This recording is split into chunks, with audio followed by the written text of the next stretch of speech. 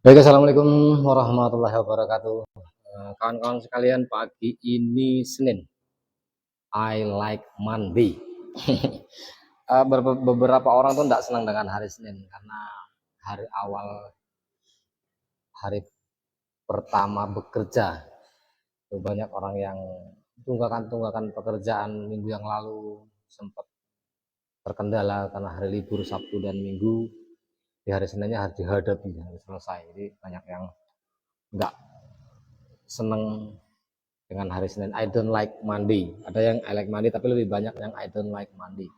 Baik kawan-kawan, hari ini saya akan coba cerita lagi terkait dengan perjalanan dari hari ke hari turun ke basis-basis calon konstituen di daerah pemilihan Labuhan Batu 5 di Kecamatan Bilahulu dan Pangkatan. Kawan-kawan yang sudah nonton boleh komen, kita sengaja pasang agak jauh sekaligus lihat ini komentar suaranya jelas apa tidak.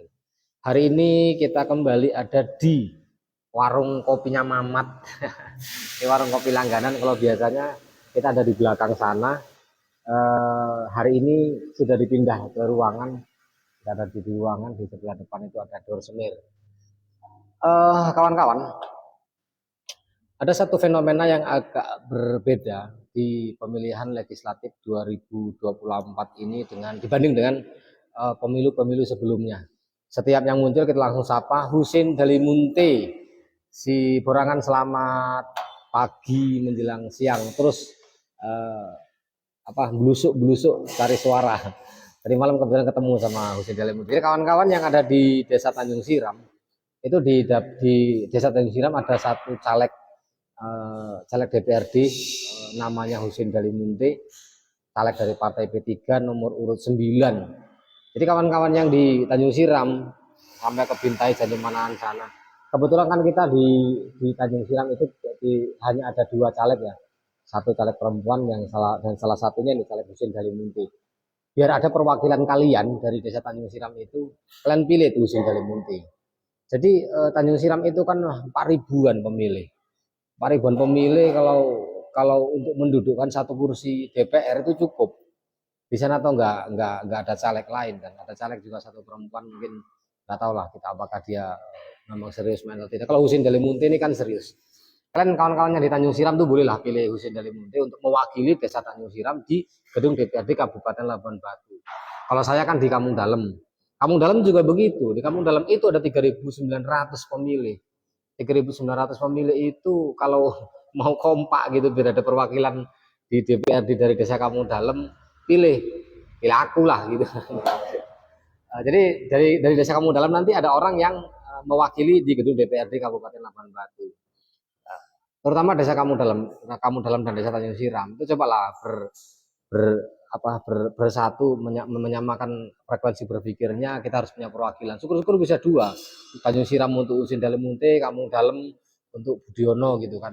Sama-sama calon P3. Kalaupun ternyata nanti misalnya gitu nggak cukup 2 kursi, salah satu dari kami yang duduk itu kan mewakili daerah sana juga. Itu gitu. Ian Aspian, selamat siang Kalimantan. Selamat siang Kalimantan. Ridi asam sulfat, Pak Bos. Asam sulfatnya lagi dibuat sama si Mamat. Si Mamat lagi membuat asam sulfat. Janganlah ngejek-ngejek kali Pak Pian. Pak Pian ini perantau sukses dari lorong tengah Sigambal. Kita pernah ketemu kemarin di Jakarta. Kebetulan ada agenda yang berbeda sih sebenarnya, tapi pada jadwal yang sama, sehingga kita sempat ketemu sesama anak Sigambal, sesama anak SMP Negeri Sigambal yang ketemu di Jakarta. Cuman yang satu sukses di Kalimantan, yang satu merangkak di Sumatera. Samsul Ma'arif, selamat pagi menjelang siang Bro Samsul Ma'arif. Nah, saya mau lanjutkan cerita bahwa ada fenomena yang sedikit berbeda antara pemilu legislatif 2024 dengan pemilu-pemilu sebelumnya. Terutama pada yang pertama pada calon anggota legislatif DPRD Kabupaten. Tidak kelihatan ada gairah yang menunjukkan hiruk pikuk menyambut Pileg 2024 untuk DPRD Kabupaten. Dibuktikan dengan sedikit caleg yang tampil hari ini, sedikit caleg yang muncul, tidak terlalu bertebaran itu baliho-baliho caleg, dan tidak masif lah pergerakan caleg itu di daerah-daerah, di kampung-kampung, di warung-warung kopi. Hanya sebagian kecil, berbeda dengan pemilu-pemilu sebelumnya. Kenapa demikian? Ya karena memang faktor sistem pemilu yang kemarin yang gantung-gantung maju mundur itu sehingga orang tidak yakin akan maju all out, dan dampaknya adalah sedikit caleg yang berkeliaran. Itu dia. Jadi kenapa itu terjadi juga? Karena memang banyak masyarakat yang belum paham benar dengan ngapain sih ada pemilu, ada orang yang harus mencalon ngabisin banyak duit untuk duduk di gedung DPR, terus kalau sudah jadi DPR itu mau ngapain sih?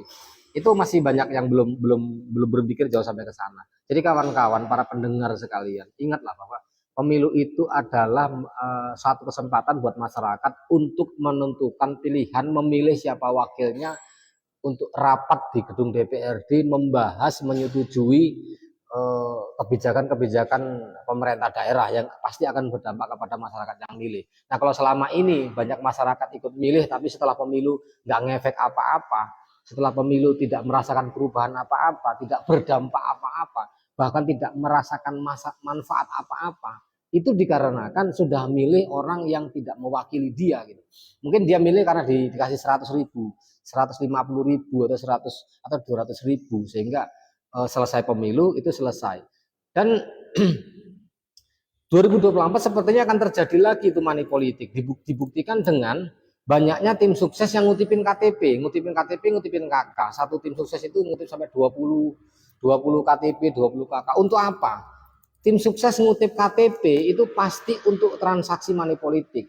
Akan ada caleg yang bayar suara masyarakat. Stop itu. Karena kalau Anda melakukan itu, Anda pilih orang yang membayar Anda, maka begitu selesai pemilu, kesempatan Anda untuk terlibat, kesempatan Anda untuk bisa berinteraksi, kesempatan Anda untuk berkomunikasi dengan wakil yang Anda dudukan itu terputus.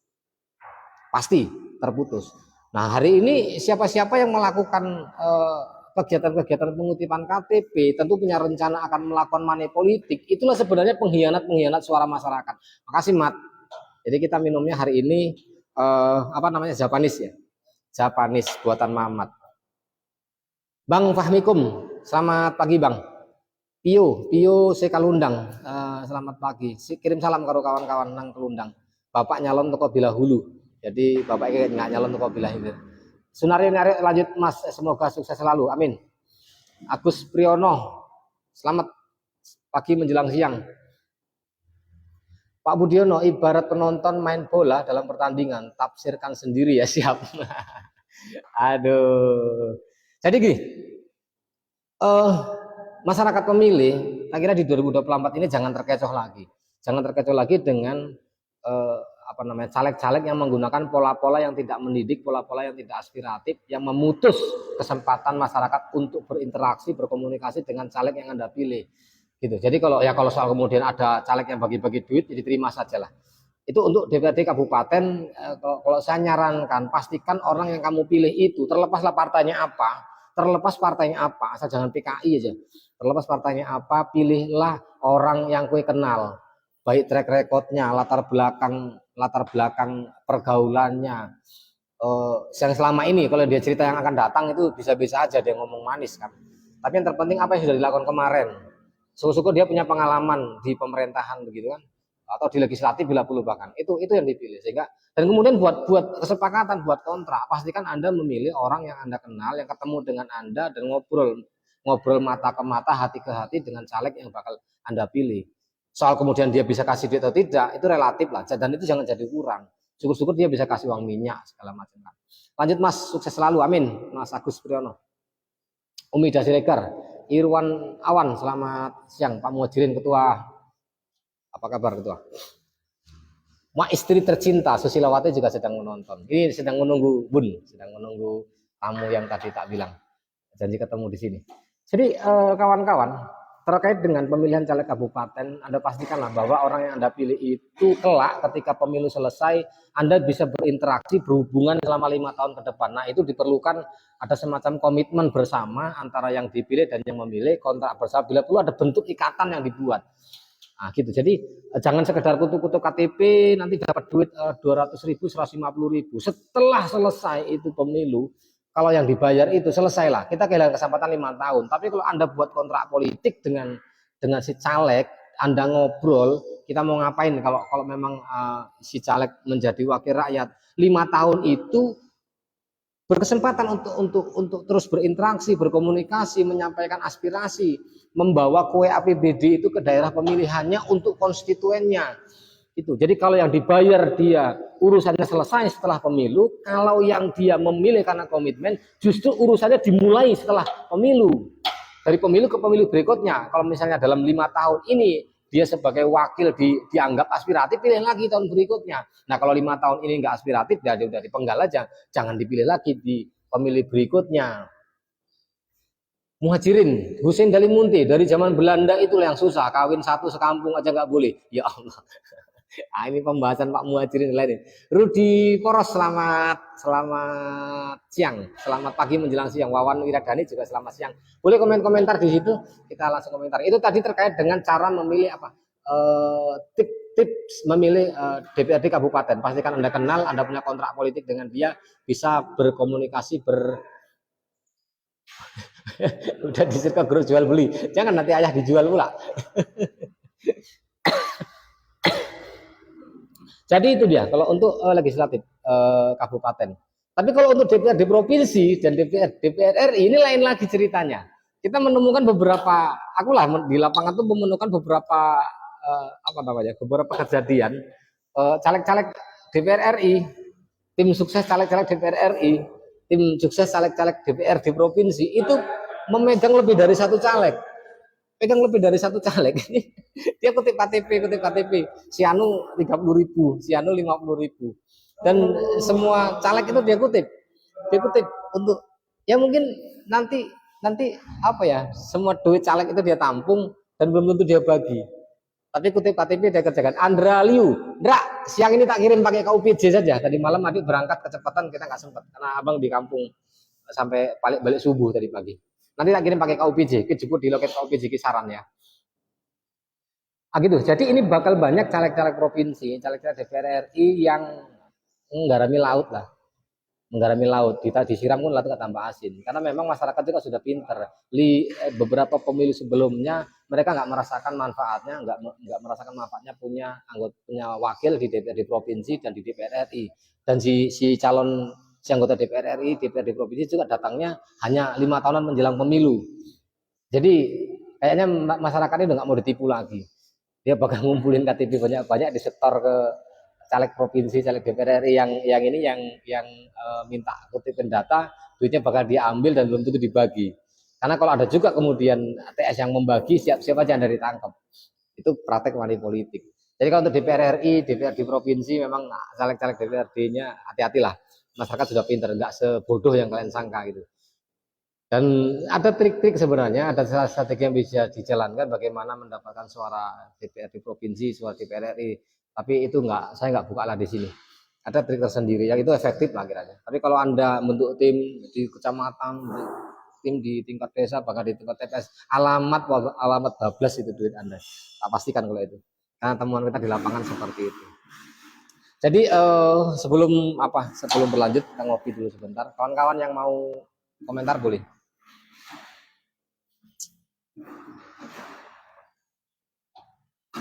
Siap, awak mau nonton live ajanya. Cemana di Kisaran, tapi dapil ini ya, dapil Kisaran itu sama dapil Labuan Batu beda dapil. Kita nggak bisa paling ngomong DPR RI juga beda. DPR RI kalau sana kan itu sumut satu ya, sumut satu ya.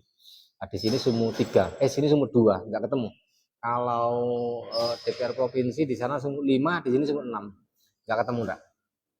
Tapi mudah-mudahan nanti kawan-kawan yang di Labuan Batu coba dibantu diarahkan lah. Kita kasihan lihat masyarakat ini 5 tahun punya wakil di gedung DPR di Labuan Batu, tapi kayaknya nggak ada yang mereka kerjakan dan nggak bisa dibantah lah bahwa periode DPRD kali ini paling nggak ada kegiatan. Produk perdanya juga sedikit, bukan sedikit, malah nggak ada sih kayaknya, kecuali perda-perda normatif yang APBD kalau macam. Perda inisiatif DPRD juga nggak ada. Apa namanya, pengawasan terhadap kinerja pemerintah daerah yang ugal-ugalan juga nggak ada. Tidak pernah digelar satupun kayaknya sepanjang yang aku tahu itu hak angket digelar, hak interpelasi, apalagi hak menyatakan pendapat. Masih mending periode-periode. Itu artinya fungsi pengawasan dari DPRD hari nggak jalan. Maka kawan-kawan yang hari ini diberi hak lagi untuk memilih wakil. Coba jangan salah lagi. Kita pastikan orang yang kita pilih itu mampu melakukan kerja-kerja pembuatan anggaran, kerja-kerja pembuatan pengalokasian anggaran, apa namanya, pembuatan aturan, kemudian kerja-kerja pengawasan terhadap kinerja kepala daerah dan jajarannya. Rudi Poros sampean dapil 1, Mas. Saya dapil 5. Aku dapil 5 itu Kecamatan Bilahulu Pangkatan. Partainya P3. Kita kan melihat betapa ugal-ugalannya pemerintah daerah dalam mengalokasikan anggaran. Betapa ugal-ugalannya pemerintah daerah dalam menjalankan tugas-tugasnya. 10 kursi ya, cuma 9 kursi, Bang Rudi, cuma 9 kursi. Jadi kita mendengarkan ada pengutipan uang dari calon kepala dusun, ada pengutipan uang bagi calon kepling, kemudian ada pengutipan uang untuk P3K, ada pengutipan macam-macam, ada bid proyek yang gede, kemudian pembagian proyek yang sepertinya hanya dibagi kepada apa namanya, kepada pendukung-pendukungnya, para kontraktor profesional yang tidak punya komunikasi dengan pimpinan daerah, nggak dapat kue. Begitu kan harusnya itu diawasi sama pemerintah daerah. Dibuatlah persaingan usaha yang benar-benar clear di badan lelang, di kantor lelangnya begitu kan. Sehingga persaingan itu benar-benar sehat gitu.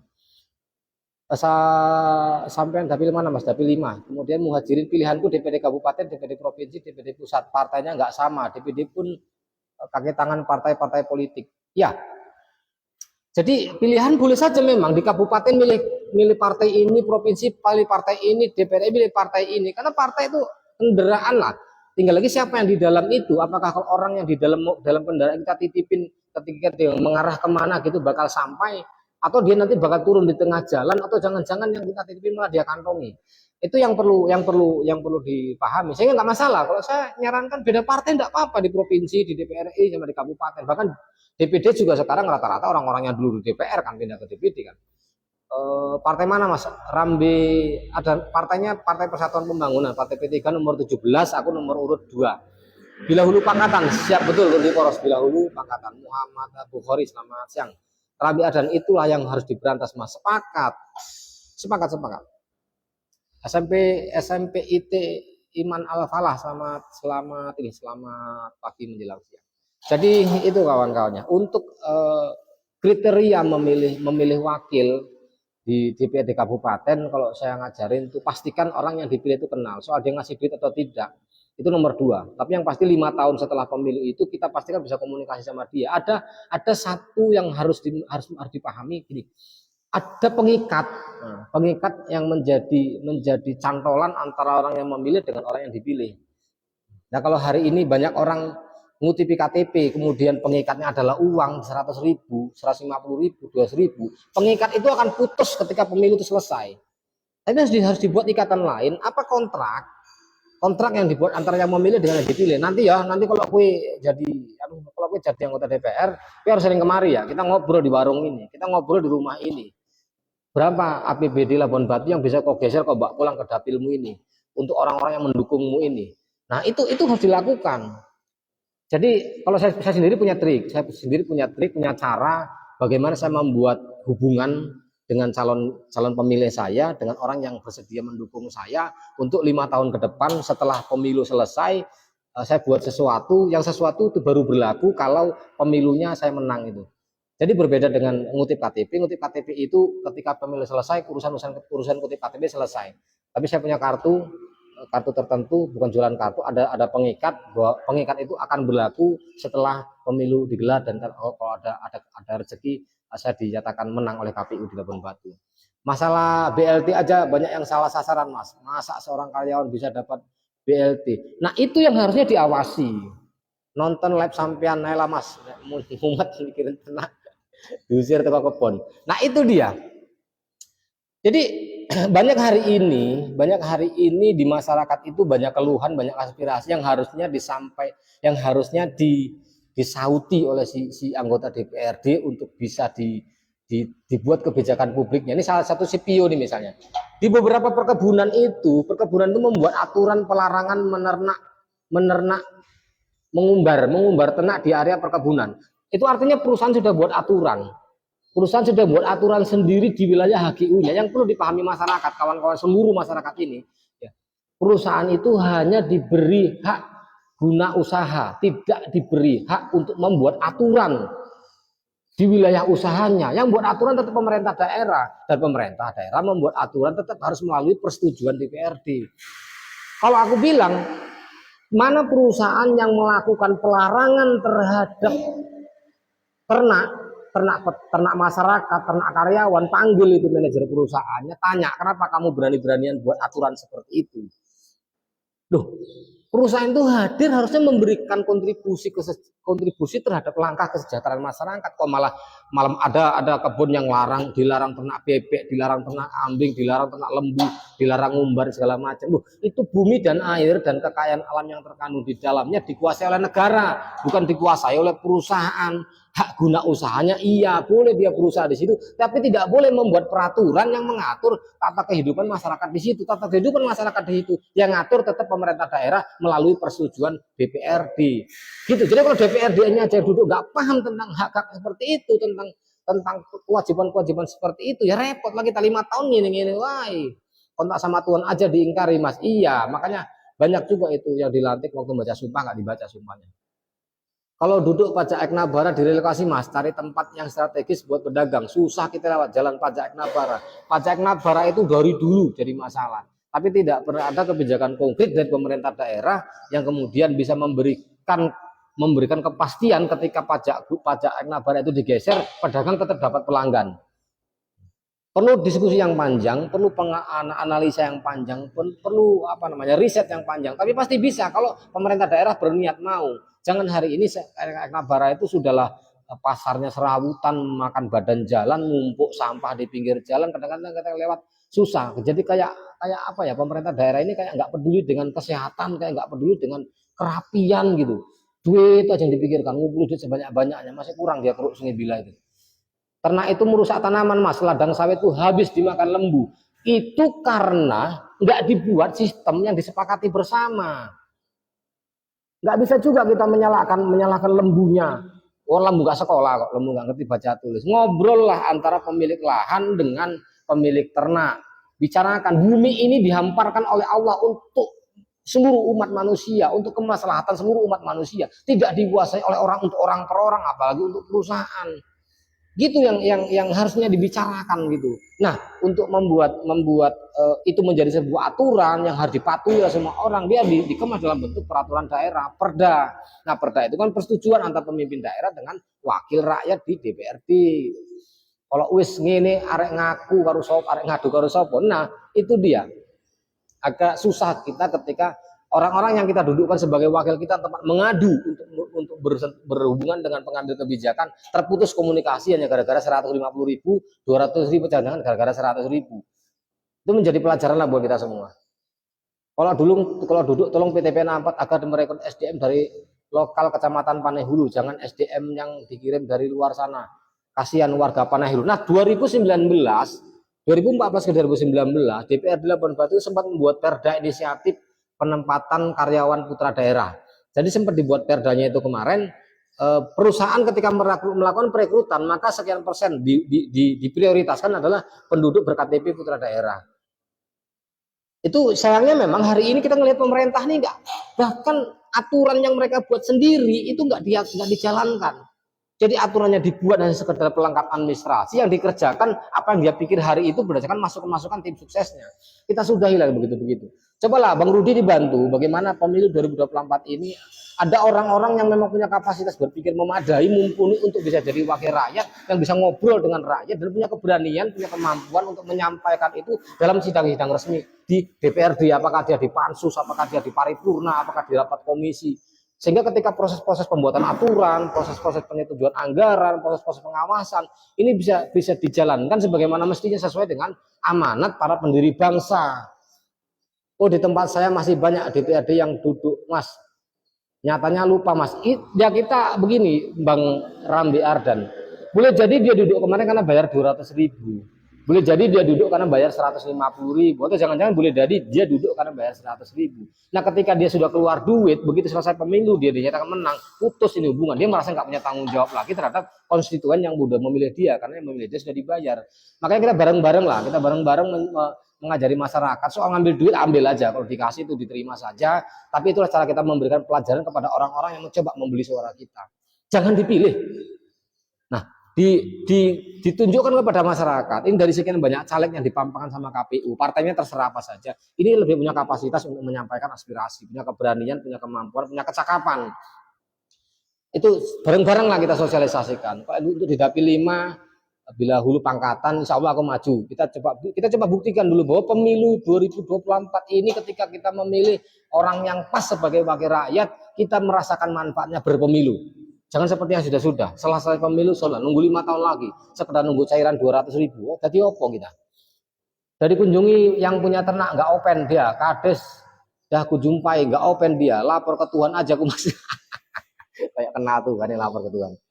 Ya tetap ada jalan keluar lah, ada solusi. Kades juga ada BPD, apakah dibuat peraturan desa sehingga dia menjadi regulasi yang harus diterima oleh seluruh masyarakat. Tapi ya ketika membuat regulasi semua harus duduk. Ketika membuat aturan di Perda kabupaten, setelah naskah akademik ada, si anggota DPR juga wajib ngobrol dengan konstituennya. Ini pemerintah membuat aturan ini loh, membuat peraturan ini gimana? Kita setuju apa enggak? Menurut kalian rugi apa tidak? Dibicarakan itu. Ketika masyarakat ada yang rugi, sampaikan kepada pemerintah daerah. Masyarakat nggak terima dengan ini, nggak jelas manfaatnya misalnya gitu. Lebih rugi ketika peraturan ini diterapkan. Ya begitu DPR-nya berani kan. Yo, hanya rumputnya Pak yang dijaluk karo masyarakat. Itu dia, itu PT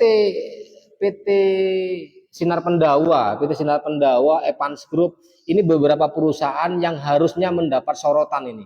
Banyak di situ masalah-masalah yang berhubungan dengan masyarakat, sosial kemasyarakatan yang seolah-olah mereka menjadi negara dalam negara.